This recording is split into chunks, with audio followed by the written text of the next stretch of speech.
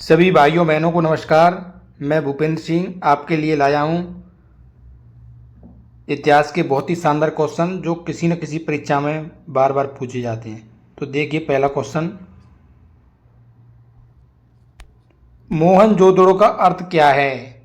तो जो मोहनजोदड़ो है ये हड़प्पा कालीन स्थल है। यह पाकिस्तान के सिंध प्रांत के लड़काना ज़िले में, कहाँ पर है? लड़काना ज़िला है सिंध प्रांत में, वहाँ है ये। मोहनजोदड़ो किस नदी के किनारे पर है? मोहनजोदड़ो सिंधु नदी के किनारे पर है। इसकी खोज 1922 में राखला दास बनर्जी ने करी थी। राखला दास बनर्जी ने इसकी खोज की थी 1922 में। यहाँ पर क्या पाया गया? महान स्नानागार,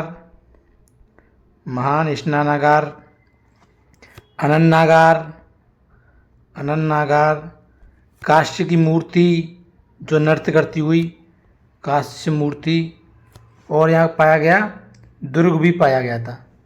तो मोहनजोदड़ो का क्या अर्थ होता है? मोहनजोदड़ो का अर्थ होता है मृतकों का टीला। क्या होता है? मृतकों का टीला। अगला देखिए, हड़प्पा सभ्यता में कपास के सबसे प्राचीन प्रमाण किस स्थल से मिले हैं? तो देखिए, तो सबसे जो प्राचीन प्रमाण है कृषि के वो मिले हैं मेहरगढ़ में। मेहर कहाँ पर, गढ़ कहाँ पड़ता है? पाकिस्तान में। कहाँ पर? पाकिस्तान में। तो यहाँ पर सबसे प्राचीन कृषि के प्रमाण भी मिले हैं। सबसे प्राचीन कृषि के परिणाम भी यहीं से मिले हैं। कालीबंगा से क्या मिला है? जुते हुए खेत मिले हैं, जुते हुए खेत। लोथल क्या था? लोथल सिंध प्रांत का क्या था? बंदरगाह था ये, बंदरगाह। मोहनजोदड़ो को सिंध प्रांत का क्या कहते थे? मृतकों का टीला। तो प्राचीन कृषि के प्रमाण कहाँ से मिले हैं? मेहरगढ़ से। सी आंसर बिल्कुल ठीक है। अगला देखिए, नृत्य करती हुई बालिका की कांस्य मूर्ति कहाँ से मिली है? तो नृत्य करती हुई बालिका की कांस्य मूर्ति मिली है, वो मिली है कहाँ से? मोहनजोदड़ो से। कहाँ से? मोहनजोदड़ो से। लोथल क्या है? सिंधु प्रांत का एक बंदरगाह था। धोलावीरा क्या था? बताओ धोलावीरा क्या था, कमेंट में बताना है। और हड़प्पा कहाँ पड़ता है? ये पाकिस्तान के मोंटगोमरी ज़िले में। किस नदी के किनारे स्थित है? रावी नदी के किनारे। ठीक है ना। अगला देखिए,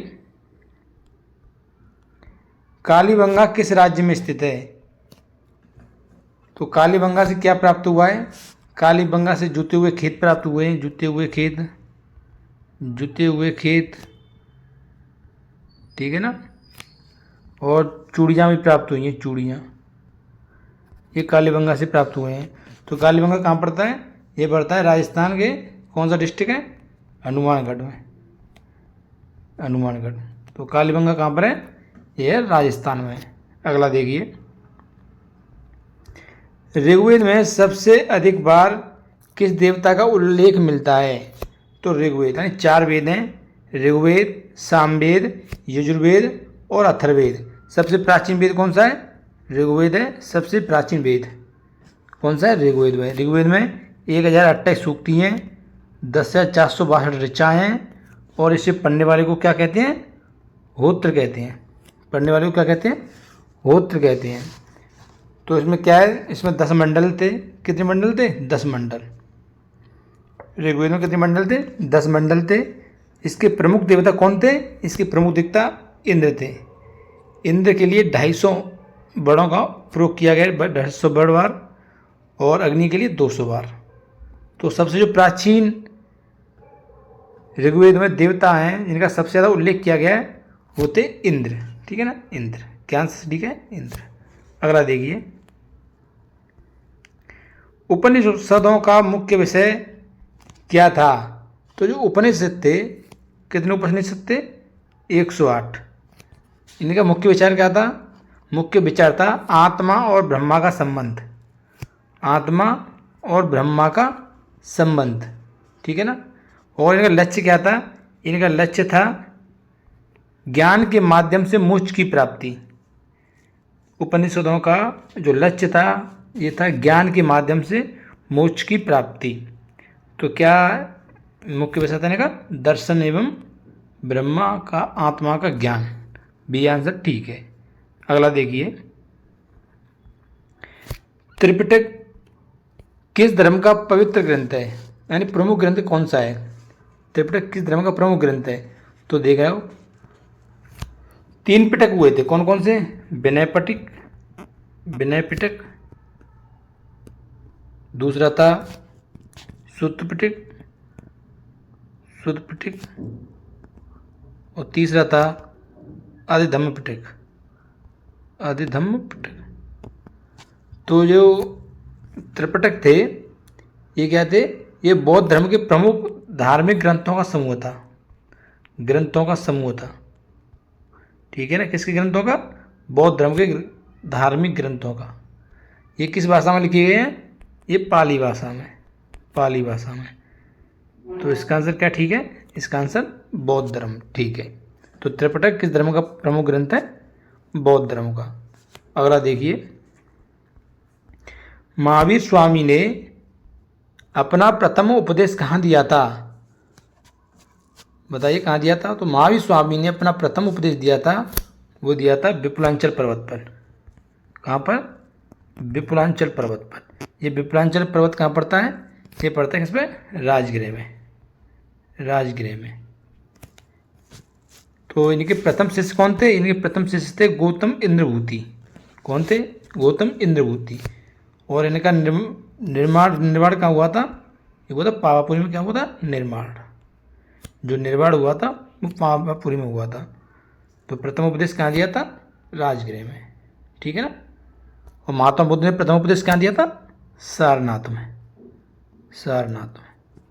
अगला देखिए, अर्थशास्त्र के रचयिता कौन थे? तो जो अर्थशास्त्र के रचयिता थे कौन थे? चाणक्य, विष्णुगुप्त और कौटिल्य थे। चाणक्य, विष्णुगुप्त, इनका एक ही नाम है। चाणक्य या विष्णुगुप्त या कौटिल्य थे। सॉरी, बी आंसर बिल्कुल ठीक है। बी आंसर चाणक्य, कौटिल्य या विष्णुगुप्त थे। ठीक है ना? कालिदास ने किसकी रचना करी है? कालिदास ने ऋतु संहार और मालविका कागनिमित्रम, कुमार संभव, अभिज्ञान शाकुंतलम, ये कालिदास की रचना है। पंतजलि की रचना कौन सी है? महाभाष्य। पंतजलि कौन सी है? महाभाष्य। और बाणभट्ट की रचना कौन सी है? बाणभट्ट की रचना है हर्षचरित्र और कादंबरी। तो अर्थशास्त्र की रचयिता कौन है? कौटिल्य। बी आंसर ठीक है। अगला देखिए, अशोक का सिंह शीर्ष किस स्थान से प्राप्त हुआ है? तो अशोक का जो सिंह है ये कहाँ से प्राप्त हुआ है? ये प्राप्त हुआ है कहाँ से? सारनाथ से। कहाँ से? सारनाथ से। ये भारत सरकार ने 26 जनवरी 1950 को राष्ट्रीय प्रतीक के रूप में अपनाया गया था। तो कहाँ से प्राप्त हुआ है? अशोक का सिंह स्तंभ सारनाथ से। अगला देखिए, भारत का राष्ट्रीय प्रतीक किस ऐतिहासिक स्तंभ के शीर्ष से लिया गया है? तो भारत का राष्ट्रीय प्रतीक अशोक स्तंभ में कहाँ से लिया गया है? सारनाथ के सिंह स्तंभ से। फिर रिपीट होकर आ गया। बी आंसर बिल्कुल ठीक है। कहाँ से? सारनाथ के सिंह स्तंभ से। अगला देखिए, मिलिंद पो में संवाद किसके बीच है? जो मिलिंद पो है, संवाद किस किस के बीच में है? तो इसका आंसर हो जाएगा, एक थे यूनानी राजा मिलिंद और दूसरे थे कौन? बौद्ध भिक्षु नागसेन और यूनानी राजा मिलिंद, जो कि बीच जो संवाद हुआ था ये प्रश्न उत्तरों का, ये मिलिंद पो में संवाद है इसका। ठीक है ना? अगला देखिए, गुप्तकालीन स्वर्ण मुद्रा का सामान्य किस नाम से जाना जाता था? तो जो स्वर्ण मुद्रा थी, जो सर्वाधिक स्वर्ण मुद्रा किसने चलाई थी? गुप्तकालीन ने। सर्वाधिक स्वर्ण मुद्राएं किसने चलाई थी? वे चलाई थी गुप्तों ने। तो गुप्तकालीन स्वर्ण मुद्रा को क्या कहा जाता था? दीनार कहा जाता था। क्या कहा जाता था? दीनार। और जो रूपक थी ये चांदी की मुद्रा होती थी। रूपक होती थी चांदी की मुद्रा। जो टका थी, टका चलाई थी किसने? इल्तुतमिश ने। इल्तुतमिश ने। और जो पढ़ है, ये पढ़ है, ये मिलती थी कौटिल्य के अर्थशास्त्र में। जो पढ़ का जो उल्लेख है ये मिलता था कौटिल्य के अर्थशास्त्र में। तो इसका आंसर हो गया, गुप्तकालीन स्वर्ण मुद्राओं को सामान्यतः दीनार कहा जाता था। ठीक है ना। अगला देखिए, अभिज्ञान शाकुंतलम के रचयिता कौन है? तो जो अभिज्ञान शाकुंतलम है इसके रचयिता कौन है? इसके रचयिता थे कालिदास। इन्होंने और भी रचना करी है, कौन कौन सी? ऋतुसंहार, मालविकाग्निमित्रम। ठीक है ना। अब देखिए विशाखा दत्त। विशाखा दत्त ने क्या किसकी रचना करी है? विशाखा दत्त ने मुद्रा राक्षस की। मुद्रा राक्षस की। बाणभट्ट ने हर्षचरित्र और कादम्बरी की। हर्षचरित्र और कादम्बरी की। और जो भवभूति हैं, इन्होंने भवभूति ने करी थी महावीर चरित्रम की। किसकी? महावीर चरित्र की भवभूति ने। तो इसका आंसर क्या हो गया? अभिज्ञान शाकुंतलम की रचना कालिदास ने की थी। अगला देखिए, फिर आ गया ये मुद्रा राक्षस के लेखक कौन थे? तो जो मुद्रा राक्षस थे उसके लेखक कौन थे? उसके लेखक थे विशाखा दत्त। कौन थे? विशाखा दत्त। ये शूद्रक है। शूद्रक ने किसकी रचना करी थी? शूद्रक ने करी थी मृच्छकटिकम की। मृच्छकटिकम की जो रचना है वो शूद्रक ने की थी। तो मुद्रा राक्षस के लेखक विशाखा दत्त। अगला देखिए, राय तरंगिणी की रचना किसने की थी? जो राय तरंगिणी है इसका जो संबंध है कश्मीर के इतिहास से है। कश्मीर के इतिहास से, यानी कश्मीर में किस किस राजा ने शासन किया उसके बारे में विस्तृत है राय तरंगिणी में। जो इसके रचनाकार हैं वो थे कौन? कल्हड़। कल्हड़ इसकी रचनाकार थे। बिल्हड़ ने किसकी रचना करी थी? विक्रम चरित्र की। विक्रमादेव चरित्रम की। और इनका एक प्रसिद्ध रचना और है, उसका नाम है कथा सरित सागर, जो सोमदेव ने करी थी। किसने? सोमदेव ने। कथा सरित सागर। कथा सरित सागर की रचना सोमदेव ने की थी। और बाणभट्ट ने किसकी रचना करी थी? हर्षचरित्र और कादम्बरी की। तो राज तरंगिणी की रचना किससे? कल्हड़ से। अगला देखिए, नालंदा विश्वविद्यालय के स्थापना का श्रेय सामान्यतः किस गुप्त का शासक को दिया जाता है? तो जो नालंदा विश्वविद्यालय था इसकी स्थापना हुई थी 427 ईस्वी में। किसने की थी? ये की थी गुप्तों ने। किस गुप्तों ने की थी? ये की थी कुमारगुप्त प्रथम ने। कुमारगुप्त ने। जो इसको नष्ट किया था नालंदा विश्वविद्यालय को, उसका नाम था बख्तियार खिलजी। किसने नष्ट किया था? बख्तियार खिलजी ने इसे नष्ट किया था। ठीक है ना। नालंदा विश्वविद्यालय की रचना किसने की थी? कुमारगुप्त प्रथम ने। और नालंदा को 2016 में यूनेस्को की विश्व धरोहर सूची में शामिल किया गया है। कब? 2016 में। ठीक है ना। अगला देखिए, दिल्ली में कुतुब मीनार का निर्माण किसने प्रारंभ कराया था? तो जो कुतुब मीनार है ये दिल्ली में कहाँ पर? बहरौली में। ठीक है ना। इसकी स्थापना करी थी किसने? 1199 में कुतुबुद्दीन ऐबक ने। किसने? कुतुबुद्दीन ऐबक ने इसका निर्माण कराया था। लेकिन इसका निर्माण करने से पहले ये खत्म हो गए थे। बाद में इसकी रचना की थी, इसका निर्माण किया था किसने? इल्तुतमिश ने। फिर ये इल्तुतमिश ने इसका 3 मंजिल निर्माण किया था। फिर उसकी मरम्मत कराई थी फिरोज शाह तुगलक ने। फिरोज शाह तुगलक ने इसकी मरम्मत कराई थी। तुगलक ने। ये कितनी मंजिल है? ये 5 मंजिल है।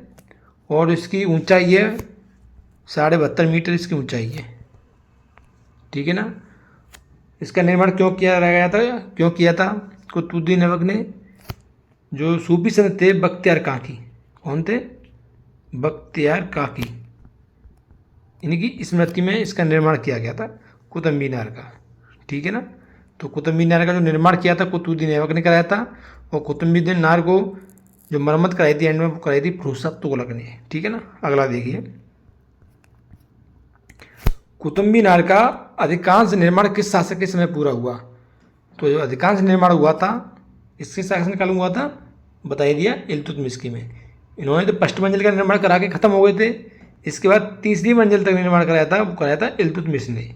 ठीक है ना। तो कुतुब मीनार है, इसको यूनेस्को की विश्व धरोहर सूची में शामिल भी किया गया है, यूनेस्को की में। इसका निर्माण कब हुआ था? 1199 में, कुतुब मीनार का। अगला देखिए, टंका नामक चांदी का सिक्का किसने चलाया था? जो टंका नामक चांदी का सिक्का था किसने चलाया था? तो ये चलाया था किसने? इल्तुतमिश ने। टंका और जीतल नाम के जो चांदी के सिक्के थे, टंका और जीतल, एक किसने चलाए थे? इल्तुतमिश ने। क्या आंसर ठीक है इसका? इल्तुतमिश। अगला देखिए, अलाउद्दीन खिलजी के दक्षिण भारत अभियानों का नेतृत्व किसने किया था? तो जो अलाउद्दीन खिलजी के जो दक्षिण भारत का नेतृत्व किया था, उसका जो सेनापति था उसका क्या नाम था? मालिक कफूर। मालिक कफूर कौन था? एक हिजड़ा था, हिजड़ा था, जिसको 1000 दीनार में खरीदा गया था, 1000 दीनार में, इसलिए इसे 1000 दीनारी के नाम से भी जाना जाता है। और अधिकांश इसने अलाउद्दीन खिलजी के शासनकाल में दक्षिण भारत पर जो अभियान हुए थे, तो दक्षिण भारत पर जो अभियान हुए थे 1309 1311 के बीच में, चाहे वो द्वार समुद्र का अभियान हो या फिर वारंगल का हो, जितने भी अभियान के दक्षिण भारत करे अलाउद्दीन खिलजी के शासनकाल में, वो किसने किए थे? मालिक काफूर ने। ठीक है ना। अगला देखिए, तुगलकनामा के लेखक कौन है? तुगलकनामा है, इसके लेखक कौन है? तो जो तुगलकनामा थी, ये गयासुद्दीन तुगलक के सत्ता में आने का वर्णन है इसमें। जो तुगलक है ना, तो ये गयासुद्दीन तुगलक सत्ता में कैसे आया था, इसका वर्णन है तुगलकनामा में। तो तुगलकनामा की रचना किसने की थी? ये की थी अमीर खुसरो ने। अमीर खुसरो कहाँ के रहने वाले थे? पटियाली के। पटियाली कहाँ पड़ता है? कासगंज में। इसे तूतिया हिंद के नाम से भी जाना जाता है, अमीर खुसरो को। ठीक है ना। तो इसकी रचना कौन है? अमीर खुसरो। अगला देखिए, इसमें देखिए इब्न बतूता। इब्न बतूता की प्रसिद्ध पुस्तक का क्या नाम है? रहला। रहला। और जियाउद्दीन बर्नी है, इनकी जो प्रसिद्ध पुस्तक है इसका नाम है तारीख़ फिरोजशाही। बहुत ही महत्वपूर्ण पुस्तक है, जो बार बार क्वेश्चन पूछा जाता है। जियाउद्दीन बर्नी की प्रसिद्ध रचना का नाम तारीख़ फिरोजशाही। और ये मिन्हाज उस सिराज इनकी जो रचना है उसका नाम है तबाक़ात ए नासिरी। तबाक़ात ए नासिरी। ठीक है ना। तो तुगलकनामा के लेखक कौन है? अमीर खुसरो। अगला देखिए, रेला नामक यात्रा वृत्तांत किस यात्री से संबंधित है? तो रेला है एक मोरक्को के यात्री, भारत में यात्रा के लिए आए थे मोरक्को के। उनका नाम क्या था? Ibn Battuta. ये किसके शासनकाल में आए थे? इल्तुतमिश के शासनकाल में भारत आए थे। इल्तुतमिश के शासन, सॉरी, ये इब्न बतूता थे, ये मोहम्मद बिन तुगलक के शासन में आए थे। मोहम्मद बिन तुगलक के शासनकाल में भारत आए थे। मोहम्मद बिन तुगलक इनसे बहुत प्रभावित हुआ और इन्हें दिल्ली का काजी नियुक्त किया। काजी का मतलब होता है एक तरह से न्यायाधीश नियुक्त किया था। ठीक है ना। ये कहाँ का रहने वाला था? मोरक्को का। और मोरक्को पोलो कहाँ का रहने वाला था? इटली का। ठीक है ना। और जो अब्दुल रज्जाक थे, ये कब आए थे भारत में?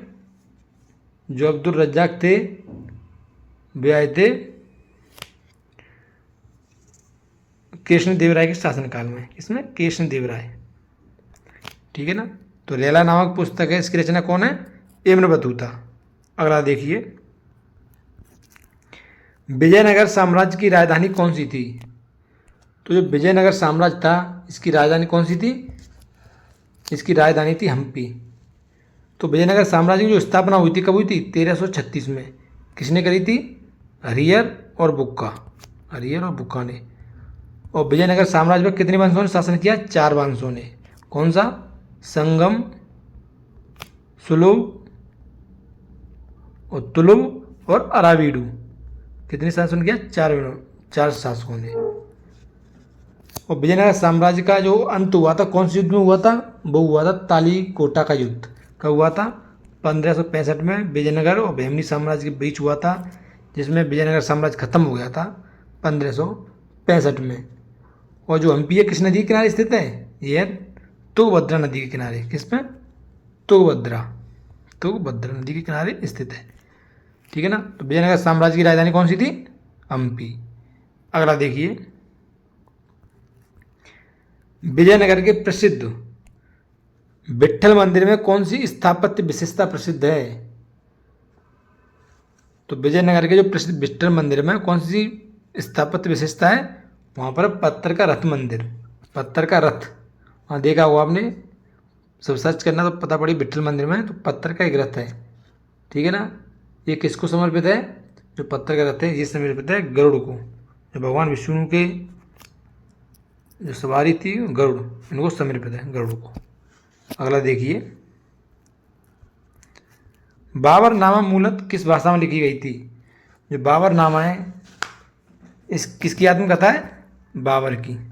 किस भाषा में लिखी गई थी? किस भाषा में लिखी गई थी? ये लिखी गई तुर्की भाषा में लिखी गई थी। किसमें? तुर्की भाषा में।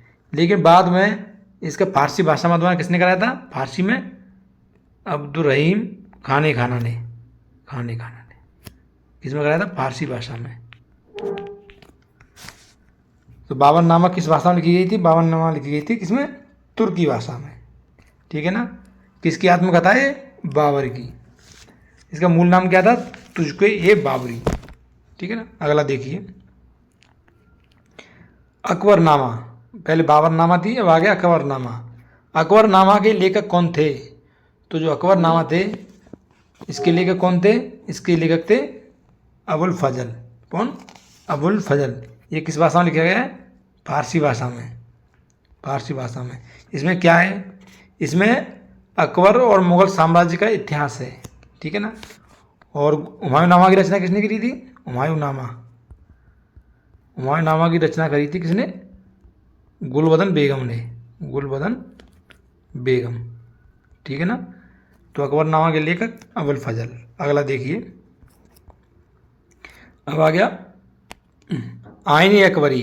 आईने अकबरी किस ग्रंथ का भाग है? तो जो आईने अकबरी है किसका भाग है? तो अकबर आ रहा है तो भाई अकबर का ही होगा। अकबरनामा का भाई भाग है आईने अकबरी। ठीक है ना। अगला देखिए, तुझके जहांगीरी। ये किसने लिखी थी? ये लिखी थी जहांगीर ने। बाबरनामा किसने लिखी थी? खुद बाबर ने।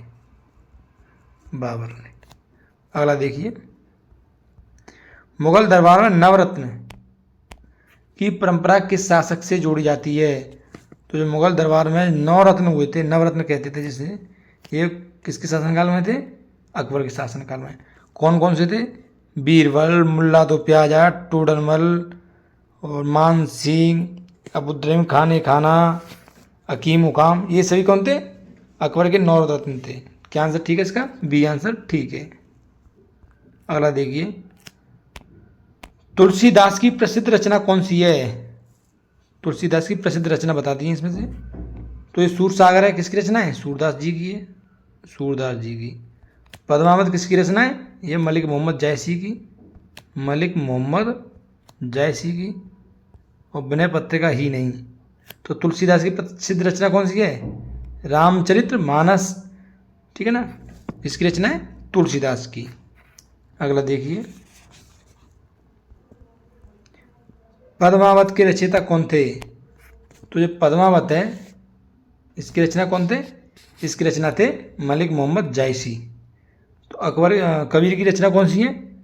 साखी, शबद और रमैनी। साखी, शबद, रमैनी किसकी रचना है? कबीर की। सूरदास की कौन सी है? साहित्यिक लहरी, ये सूरदास की रचना है। और रसखान की रचना कौन सी है? रसखान की जो रचना है वो है प्रेम वाटिका और सुजान रसखान, ये इनकी रचना है। तो पद्मावत के रचयिता मलिक मोहम्मद जायसी। अगला देखिए, शिवाजी का राज्याभिषेक किस स्थान पर हुआ था? तो जो शिवाजी का जन्म हुआ था वो हुआ था 1627 में। कहाँ पर? शिवनेरी के दुर्ग में हुआ था। इनके पिता का नाम शाहजी भोंसले था, माता का नाम जीजाबाई था। इनकी पत्नी का नाम कौन था? पत्नी का नाम था साईबाई निवालकर, साईबाई निवालकर। ठीक है ना। इन्होंने क्या किया था 1664 और 1670 में कितना क्या हुआ था, सूरत को लूटा था। और 1665 में क्या हुआ था, पुरंदर की संधि। पुरंदर की संधि किसके बीच में जो हुई थी? सवाई जयसिंह के बीच में और शिवाजी के बीच में। फिर इसके बाद शिवाजी का राज्याभिषेक किस स्थान पर हुआ था?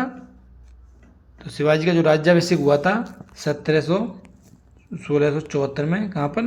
रायगढ़ के दुर्ग में। 1674 में रायगढ़ के दुर्ग में हुआ था। ठीक है ना। किसने किया था? ये किया था गंगा भट्ट थे, एक बनारस के एक पंडित थे गंगा भट्ट, उन्होंने इनका राज्याभिषेक किया था। ठीक है ना। अगला देखिए, अष्टप्रधान में पेशवा का मुख्य कार्य क्या था?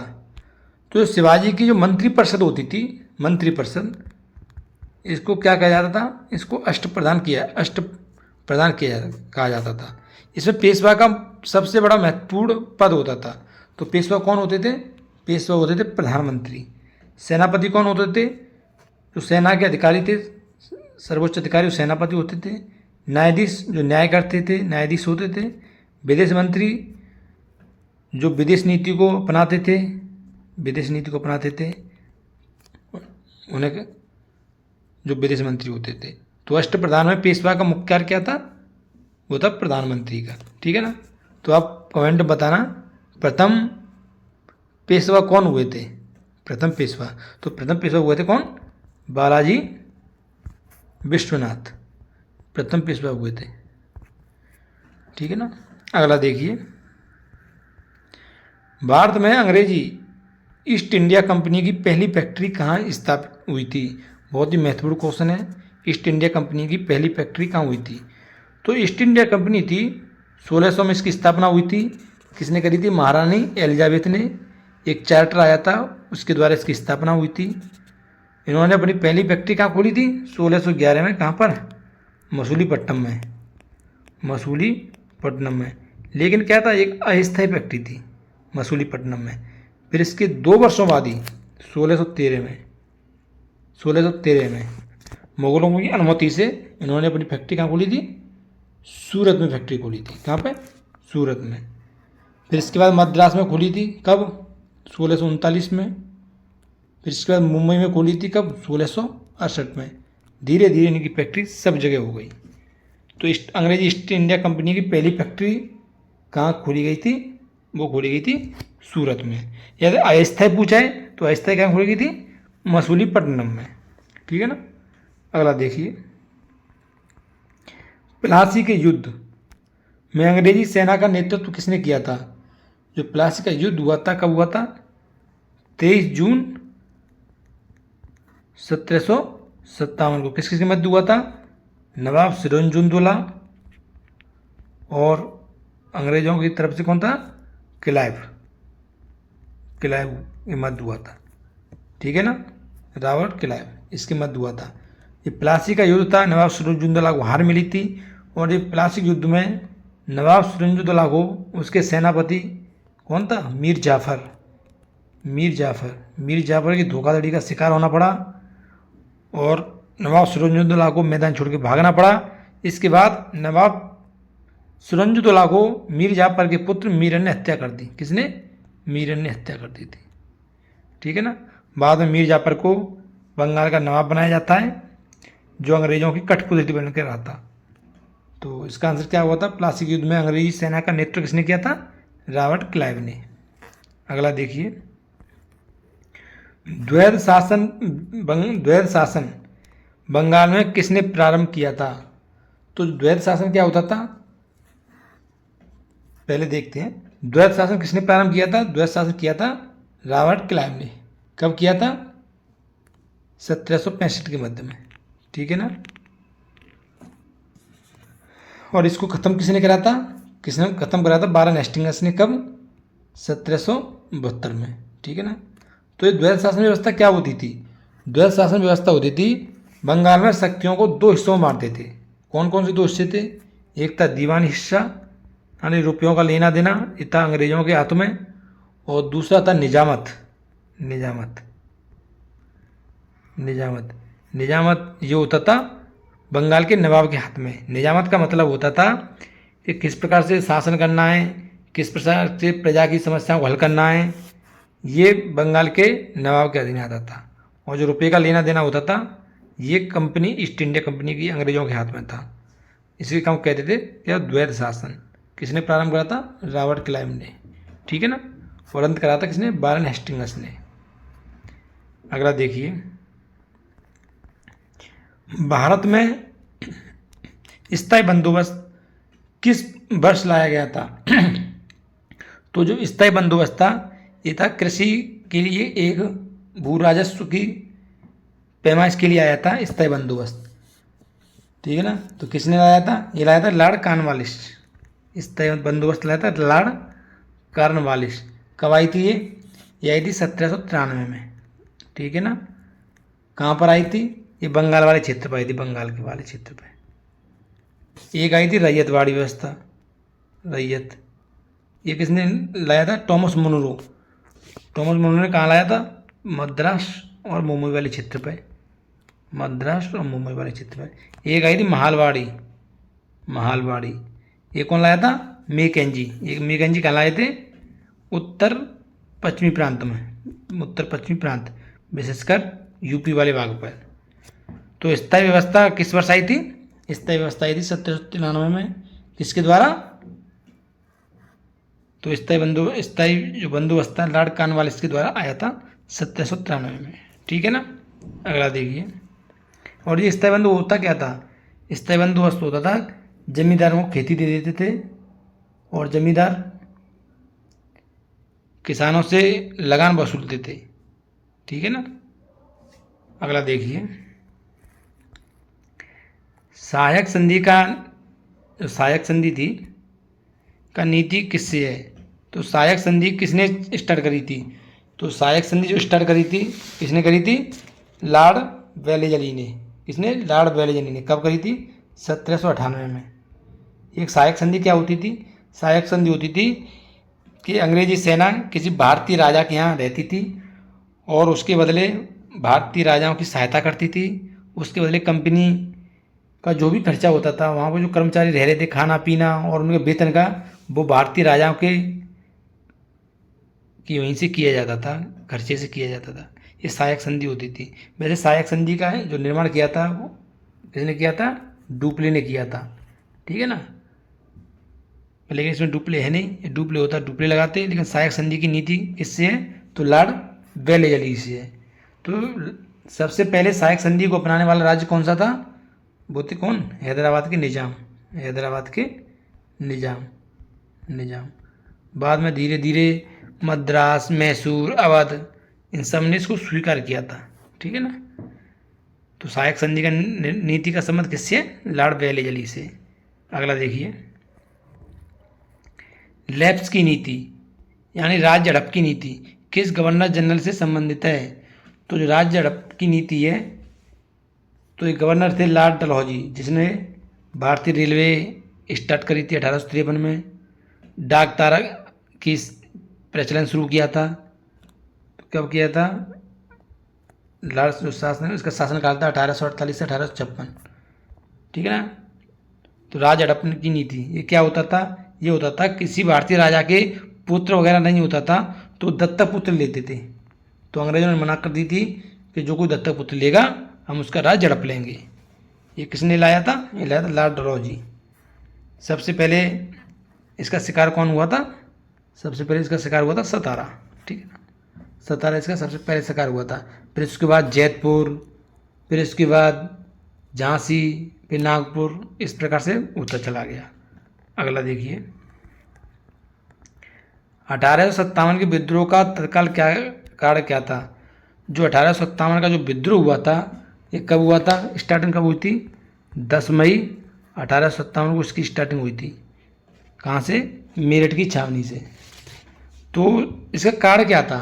तो ये कारण ये था, जो भारतीयों को जो बंदूक दी जाती थी, एनफील्ड राइफल, कौन सी, एनफील्ड राइफल, जो एनफील्ड राइफल दी जाती थी उसमें क्या होता था, गाय और सूअर की चर्बी से बने हुए कारतूस होते थे, गाय और सूअर की चर्बी से बने कारतूस होते थे, जिनको सैनिकों द्वारा मुंह से खोला जाता था। तो गाय थी हिंदू धर्म में पवित्र होती है, और जो सूअर है वो मुस्लिम धर्म में पवित्र माना जाता था। तो इसलिए ये विद्रोह हुआ था। तो किसके कारण हुआ था, चर्बी वाले कारतूस की वजह से। ठीक है ना। अगला देखिए, 1857 की विद्रोह में कानपुर में नेतृत्व किसने किया था। तो कानपुर सब जगह बहुत, 1857 जो विद्रोह हुआ था बहुत जगह हुआ था, तो कानपुर का नेतृत्व किसने किया था। तो देखिए, बेगम हजरत महल, इन्होंने कहाँ पर किया था, लखनऊ में। इनका क्या नाम था, महक परी।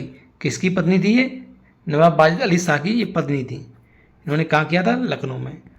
कुंवर सिंह, इन्होंने कहाँ किया था, बिहार में। बिहार में कुंवर सिंह ने किया था। नाना साहब ने क्या किया था, नाना साहब ने किया था कहाँ पे, कानपुर में। और तात्या टोपे ने झांसी में रानी लक्ष्मीबाई के साथ मिलकर किया था। ठीक है ना। तो कानपुर का नेतृत्व किसने किया था, नाना साहब ने। अगला देखिए, 1857 में विद्रोह लखनऊ का नेतृत्व किसने किया था। तो जो लखनऊ का नेतृत्व किया था, वो किया था बेगम हजरत महल ने, जिनका वास्तविक नाम क्या था, महक परी नाम था, महक परी। नवाब वाजिद अली शाह की ये पत्नी थी। ठीक है ना। तो इन्होंने लखनऊ में नेतृत्व किया था। अगला क्वेश्चन देखिए, भारतीय राष्ट्रीय कांग्रेस, भारतीय राष्ट्रीय कांग्रेस की स्थापना किस वर्ष हुई थी। तो जो भारतीय राष्ट्रीय कांग्रेस थी, इसकी स्थापना हुई थी कब, 1885 में। कहाँ पर हुई थी, इसके अध्यक्ष थे पहले कौन थे, WC बनर्जी इसके अध्यक्ष बने थे। और इसकी स्थापना किसने की थी कांग्रेस की, AO ह्यूम ने।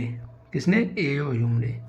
इसका जो प्रथम अधिवेशन हुआ था, कहाँ हुआ था, 1885 में। कहाँ पर, मुंबई में। मुंबई में कहाँ, कौन से स्कूल में, गोकुलदास तेजपाल संस्कृत महाविद्यालय में इसका प्रथम अधिवेशन हुआ था। तो कांग्रेस की स्थापना किस वर्ष हुई, 1885 में। ठीक है ना। अगला देखिए, भारतीय राष्ट्रीय कांग्रेस के प्रथम अध्यक्ष कौन थे। तो भारतीय राष्ट्रीय कांग्रेस के जो प्रथम अध्यक्ष थे कौन थे, WC बनर्जी, यानी सुरेंद्र नाथ बनर्जी। दादा भाई नौरोजी कितनी बार अध्यक्ष रहे थे, 3 बार अध्यक्ष रहे थे। सॉरी, भारतीय राष्ट्रीय कांग्रेस के प्रथम अध्यक्ष कौन थे। तो जो प्रथम अध्यक्ष थे वो थे कौन, WC बनर्जी, सॉरी व्योमचंद बनर्जी, थोड़ा गलत हो गया था। तो कौन से इसके प्रथम अध्यक्ष, WC बनर्जी, यानी व्योमचंद बनर्जी। गोपाल कृष्ण गोखले कब बने थे, 1905 में, जब वाराणसी में अधिवेशन हुआ था, वाराणसी में। ठीक है ना। ये यूपी प्रदेश से पूछा जाता है। अगला देखिए, बंगाल विभाजन किस वायसराय के समय में हुआ था। तो जो बंगाल विभाजन हुआ था ये कब हुआ था, जब इसकी घोषणा की गई थी, कब की गई थी, 19 जुलाई 1905 को इसकी घोषणा की गई थी। और 16 अक्टूबर 1905 को क्या हुआ था, लागू कर दिया गया था। उस समय भारत के वायसराय कौन थे, लॉर्ड कर्जन थे। और बंगाल विभाजन को रद्द कब किया गया था, रद्द किया गया था 1911 को। ठीक है ना। तो बंगाल विभाजन के विरोध में भारतीयों ने विदेशी वस्तुओं का बहिष्कार किया था, स्वदेशी वस्तुओं को अपनाया था। ठीक है। अब देखिए, लॉर्ड रिपन के शासनकाल में क्या हुआ था, पहली जो जनगणना हुई थी 1882 में, लॉर्ड रिपन के शासनकाल में हुई थी। ठीक है। लॉर्ड मिंटो ने क्या किया था, लॉर्ड मिंटो, आप पढ़ोगे पॉलिटी में, मार्ले मिंटो सुधार हुआ था।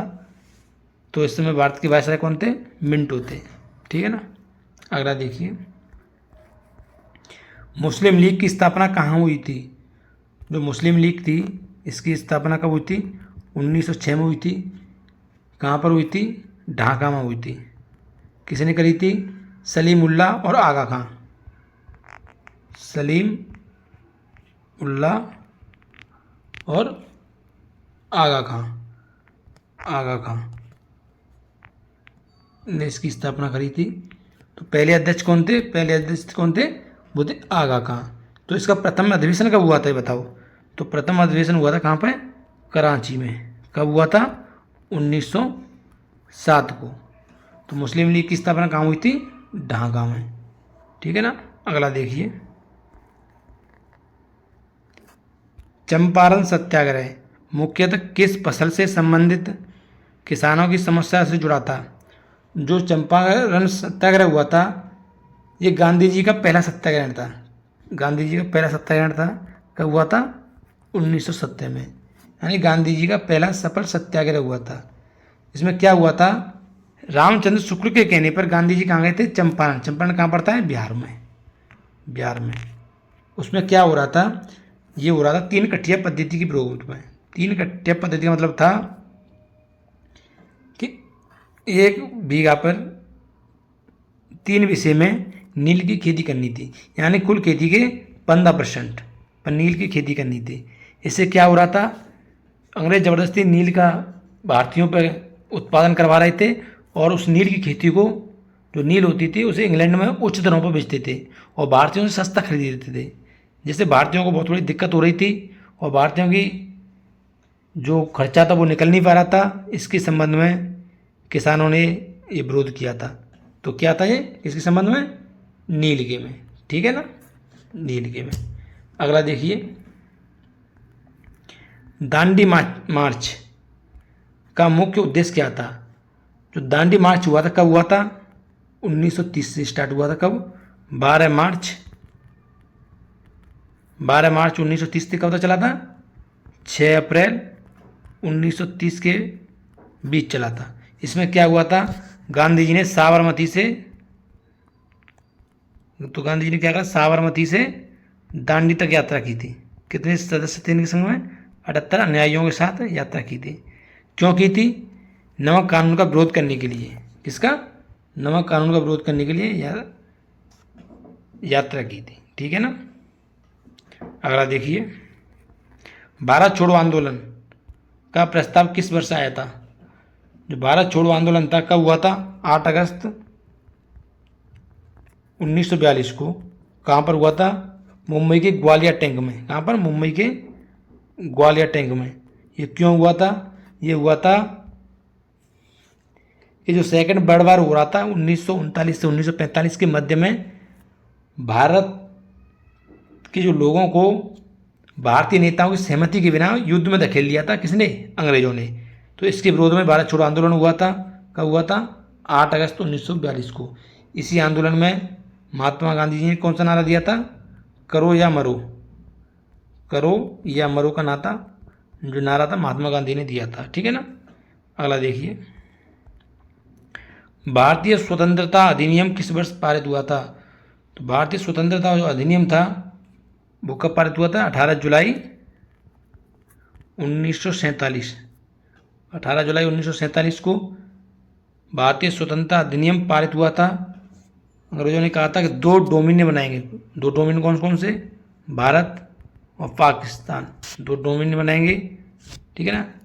तो अंतिम जो वायसराय था वो कौन थे? Lord Mountbatten. जो अंतिम वायसराय कौन थे? Lord Mountbatten. ठीक है ना। 50 क्वेश्चन हो गए। ये आपको क्वेश्चन अच्छे लगे हों तो प्लीज़ वीडियो को लाइक और शेयर ज़रूर करना, सब्सक्राइब करना।